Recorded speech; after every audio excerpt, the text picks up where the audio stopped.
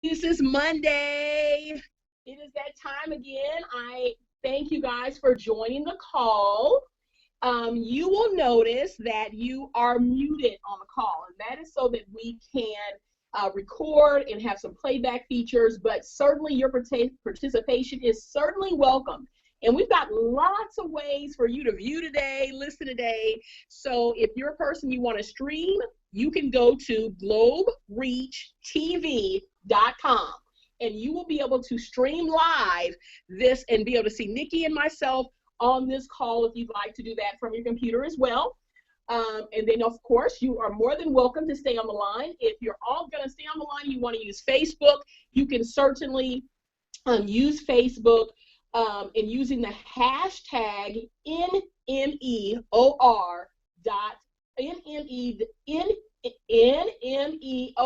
the hashtag, and that will allow us to see you posted on Facebook, Twitter, so we can take your questions because this is for you. And so this is going to be a dynamic evening and session that we have a lot of information to cover, but I certainly want to make sure that you know how you can participate on this call. So let's back up a tad bit and talk about the purpose of this call.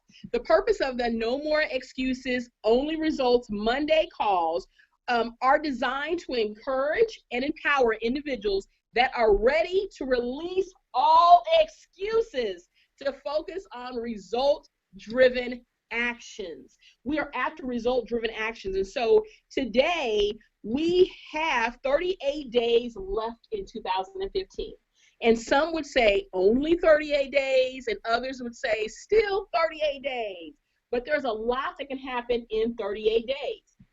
And so there are a lot of individuals that have joined this call because you have thought at some point about writing your book.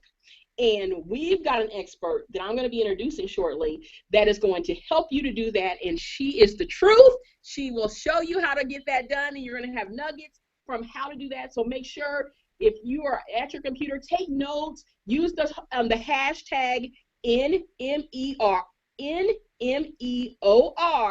to post your questions. If you hear something that's really juicy and you want to put that out there, use that hashtag, post it. That's great. So you can look back at those notes and you can see what other people are taking notes on as well. So, hey, this is our third session for No More Excuses, Only Results Monday. And so our first session we talked about the relentless pursuit. You have to, and I was the guest on that show, Marquita Miller. So, and on that show, we talked about the fact of how there are some times that you have to get relentless about a situation. You've got to get an attitude that you will not take no. No is not an option. You have to end strong. You've got to start strong. The door has to open for you when you are really serious about success. And so that show, that's what we focused on. Then our show that was last week was the Take Charge of Your Business. And on that show, Take Charge of Your Business, we had guest Bridget Moody, who talked about tips for helping you to really take charge of your business and prioritize, because entrepreneurs, aspiring entrepreneurs, corporate folks, one of the difficult things that we have is figuring out how to manage all the balls, all the many hats that we wear. And so she really took the time out to talk about different tools and strategies that we could use to take charge of our business, because it's one thing to say we're going to finish 2015 strong, but it's another thing to execute and do that. And the success of 2015 doesn't just happen happenstance. It happens by the things that we do each and every day with our time. So Bridget did a phenomenal job of giving us that information. And so today, we're going to talk about writing your book in 30 days. And we have the global visibility expert, Nikki Woods, who is a multimedia personality. She's a social media, personal branding coach, motivational speaker. She's also the senior producer of the Tom Joyner Morning Show, the most successful syndicated urban radio show in the history, reaching more than 8 million people on a daily basis. Now, how about that? So she's born out of Rock Hill, Missouri. She studied at Howard University in Washington, D.C., and she also has her journalism degree from out of Joliet, Illinois. So without further ado, I welcome Miss Nikki Woods to No More Excuse Monday.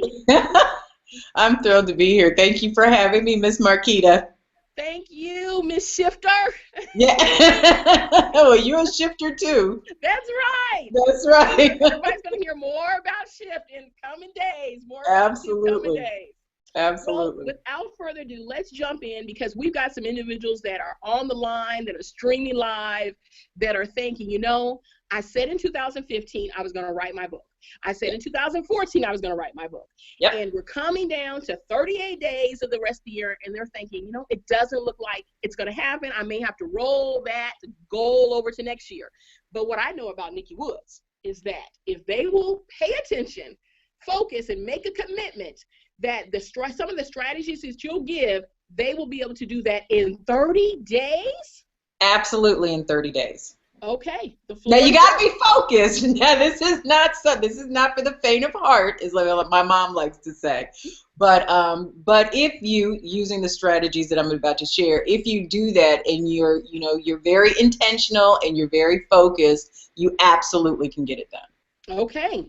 So let's talk about the audience, because a lot of times when you start off writing a book, and certainly having the privilege to be coached by you on the next book that's coming out, to be part of your team, one of the things that you really talk a lot about is understanding your audience. So talk about that audience for a while.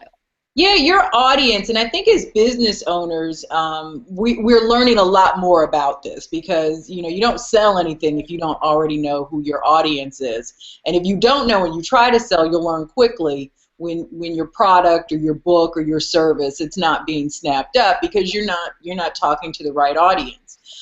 In radio, we know this, you know, because we have to speak directly to our listeners. So we learn a lot about trying to figure out who our audience is. So this really is for those of us who are on Facebook and those of us who are on social media. These are the people who respond to our messages. This is why it's so clear, it's so important that you're clear about not only who you are, but also what you offer, so that people who need your product, your service, your book can, you know, self-identify. They can raise their hand and say, yes, this is who I need, this is what I need. There are a lot of people who talk about business, but there is nobody else that's going to talk about entrepreneurship like Marquita Miller. Yes. And so, you know, whereas one person may be attracted to you, one person may not be. Right. They're attracted to somebody else.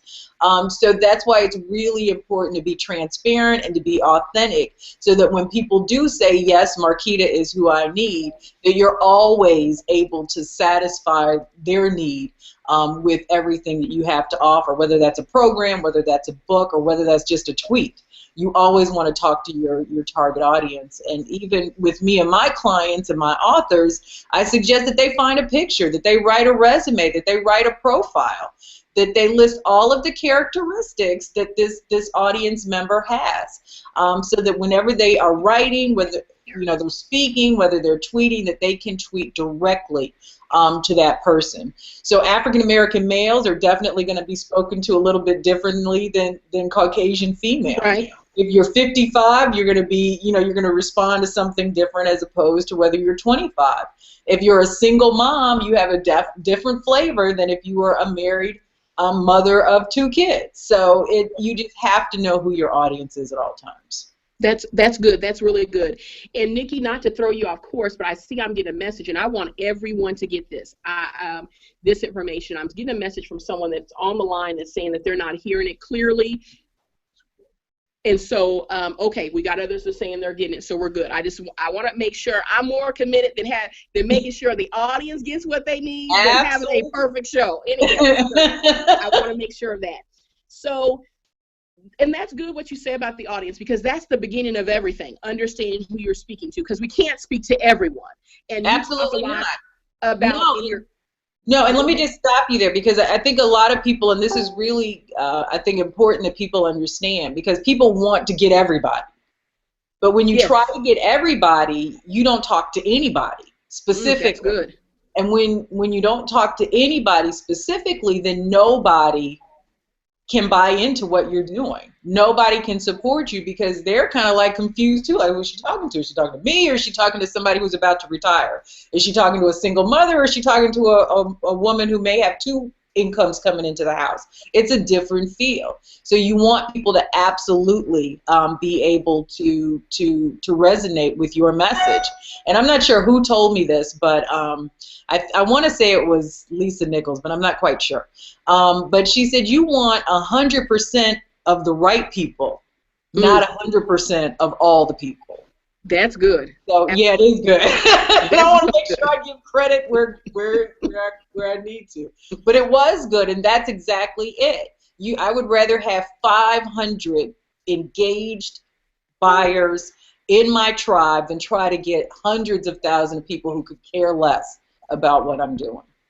That's real good. And now one of the things I know that you talk about in some of your strategy sessions is about the sponge of how you identify your target market. And so would you say that it would be wise for someone that's thinking about writing their book to really take the time and do an exercise of writing down what their target market looks like? Is it female? Is it male? And I know before coming under your tutelage and you helping me with sessions, I would have said, oh yes, women and men, but you really forced me to come down to an image of a person and realize, yes, there's some splatter, and I'll let you kind of talk about that, that may capture it, but there is a person. And so can you talk a little bit about that? Absolutely. So once you know when you're trying to figure out your branding and your ideal audience, I always tell clients it's like, and I guess Marquita has been listening, it's always like when you fill a sponge with paint and you throw it at a bullseye. I mean, obviously you want to hit right in the middle, which is who your ideal audience member is. But with a sponge filled with paint, there is definitely going to be splatter. So I could talk to African American single mothers all day long. But there may be that occasional white Caucasian male, out there that really resonates with my message. And so I'm not going to turn them away, but my messaging is very clear. So you're always going to get people who don't look like your ideal audience member. That's just the way it is. I mean, your stuff is so good that people are going to be able, they're going to be chomping at the bit to get a piece of it. But you always want to speak directly to your ideal your target audience member, and you just want to be very clear about it. It's not a good or a bad thing. I mean, I always thought that I was very very mainstream, that I spoke to both men and women, and I was very clear about audience. Like, I'm not really a younger kind of person, but I don't really speak necessarily to. So I was really clear, and then I started trying to sell stuff, and I'm like, oh.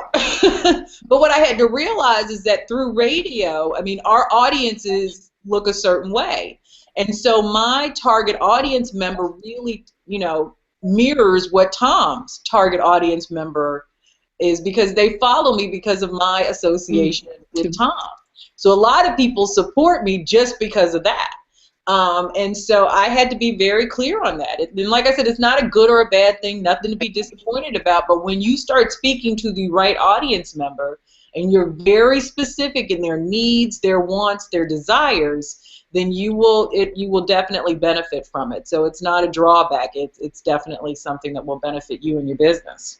That's good. So for those that are on this call, if you're on the conference call or if you are streaming at glowreachtv.com, I want the first thing of your homework. You got homework because you're serious. Nikki said in the beginning, this is not for the faint of heart. But if you are serious and you're willing to have a relentless pursuit, and take charge of your business, you can write your book in 30 days. But one of the first things is to understand what your story is, who you're talking to, because all of us have a story, and all of our stories connect with people. So who will your story connect with? Understand that, define that, the demographics, so that you can make sure you are speaking to 100% of the right people versus 100% of the wrong people. That was a great nugget. I hope I see that on Twitter, because that was a great nugget. And so let's go to the next item, which is, I can remember when I was starting to write my book, I thought, okay, there's so many options, and self-publishing seems like the easiest route, but then you hear that there are mixed publishings, and then there's full publishing. Kind of talk about what is the right way, and is self-publishing always the right way for everyone? No, I don't think self-publishing is always the right way for everyone. I mean, I'm self-published, and I'm published through a publisher. So I think that you just have to kind of decide, what you want and look at the pros and cons. And I'll take traditional publishing first. I mean, there's some definite pros, with, the biggest one being that you don't have to spend your own money. The second biggest benefit is that you're being guided by a group of people where this is their business. So, more often than not, they set you up for success. That's not always the case depending on the publisher. So you have to be very careful. There's, our traditional big houses like Random House and that sort of thing. Mm-hmm. And then there's lots of boutique publishers, which means that they tend to be smaller. But they usually specialize in something. So Christian fiction or urban fiction, Christian self-help, finance. So they usually specialize in a certain genre of writing. So I just, no matter what, I think you need to do your research. But like I said, the biggest things are, one, that they put up the money. Two, they tend to know what they're doing. Three, they usually help with the marketing, especially if it's like a Random House. Just being published under Random House is a marketing machine in itself, even though they do expect the author to do a lot of the marketing as well. And so those are really the biggest benefits of being with a publishing house. Some of the drawbacks with a publishing house, a traditional publishing house, is there's usually longer lead times, which means you could submit a book in November 2015 and it not be published to January 2017. Wow. Yeah, they're usually a year to 18 months behind. So if you're looking to get something out sooner rather than later to benefit your business, traditional publishing is not going to be it. And then you see very little return unless you do major book business. Because they put up all the money, I mean, you have to wait till they recoup what they've invested before you really start to see some return. And then the other thing is that more often than not now, major publishing houses are looking for somebody that already has a platform. And meaning you have somebody, you already have an audience of people waiting for this book that you've got, not that they've got. So a lot of my clients in 2014 and 2015 were authors who wanted to be published by major publishers but didn't have anybody to sell to. They didn't have a platform.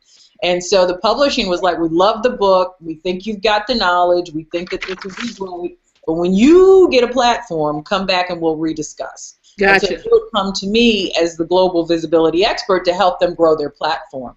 And we had 100% success with that, so I'm really pleased with that. Now for self-publishing, I talked a little bit about it. It's kind of the reverse.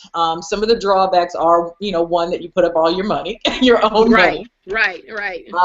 Two, that you may not know as much about publishing as you probably would probably behoove you to make sure that you're not making costly mistakes when trying to self-publish. Three is that you have to be able to sell this book yourself. You have to create your own marketing strategies. You have to create your own launch strategy unless you hire somebody to do it. But I always, tell people you should know a little bit about what you're hiring somebody to do to make sure that they're doing you absolutely service when they're marketing your book. And then the benefits is that you get everything. You get all of the profit. I mean, whatever you make above and obviously after you recoup your investment, then that's your money. There's you can write a book and have it uploaded instantly, as I've learned from my nephew. I tell people this story all the time. My nephew wrote a poetry book, and it was a phenomenal poetry book. He didn't get it edited. He didn't get it designed. He did nothing. He literally uploaded a Word document to Amazon, and he was a published author. Wow. Yeah. So the good thing is that you can upload very, very quickly. We had him take it down. Well, I had him take it down, and and put some work into it because it was so good. You didn't want it to be judged by his some of the errors that were there, and no real cover design, that sort of thing. So you wanted it to be able to really do well, but you can get it uploaded really, really quickly. I mean, they're very quick turnaround times, which is great because a lot of us don't want to wait 18 months right. To see the fruit of our labors, come to the public. And like I said, I mean, you really are able to take your future as an author in your own hands. And so I think that it's really a phenomenal opportunity for a lot of us. I just encourage people to do their research and make sure that they're doing it right, because you can't, they will judge you on the cover. They always say you don't judge a book by its cover, but they do. They do judge you on the title. They do judge you on grammatical errors, and they do judge you on what value that they walk away with. And so editors, graphic designers, formatters, all of those people are really an essential part of the book making process, and you want to make sure that you get it done right. So question for you, for someone who's on the call and they're saying, okay, I got 30 days. You said 30 days, I'm going to be committed to this in 30 days. They already know that they're going to make their list. They can do their target list in not even that shouldn't take a day. That could take a couple of hours, correct? Just to really kind of define, research it, that kind of thing, right? Correct. And I mean, I think this is something we always should be paying attention to. I mean, it's like you can put up a Facebook post and you see who responds. Gotcha, you see if it's women, you see if it's men, you see. Oh, that's a good point. Yeah, you see who starts to respond to your post, and those are usually the people that your message is resonating with. And so I think it just takes a little bit of observation. I mean, you can pay to get the work done, but I don't think with the the advancements in social media that you're going to be too far off from those who are responding to your posts. And that's really good, because that's something that can happen tonight. That person could do that tonight and know their target audience. That same thing is beneficial for you to understand if you're going to go with the traditional publishing, because you need to know who will represent you and that target audience. And so, but you also need to realize that you're probably not going to hit the 30-day mark, and that's okay, because everything's not for everyone if you want to go with traditional publishing. But if you want to go with self-publishing, it's still important for you to keep in mind of that target audience from that standpoint. But you also have to understand that you got to really buckle down, because you've got to have several things happening at the same time. Well, and I think that, yeah, absolutely. And I think that for those of us who go the traditional publishing route, I mean, I think it's important to know as well, because you really are going to educate the publishers as to who they're getting. So it helps their marketing for you to be very clear about who connects with you and who connects with your voice. Like I said, I mean, business knowledge is business knowledge, but the person who's delivering that knowledge, we come in all different shapes, no matter if we look like or not. I have one colleague who's extremely smart when it comes to business, but she cusses a lot. She just does. That's just who she is. And so if you're not a person that can take a little cussing with your education, then she's not for you, right? Right. You just have to be aware of who people are, and it would not be, she couldn't put out a book that doesn't speak to who she is. Because that wouldn't be her authentic self. That wouldn't be her authentic self. And I love what you said, earlier in this call about sharing your stories. Because even though we have a certain expertise, our stories are a big part of who we are and our voice and how we deliver certain information. So me coming from a 2-parent household, with upper middle class income is certainly different from, my friend's story, who was homeless at one point.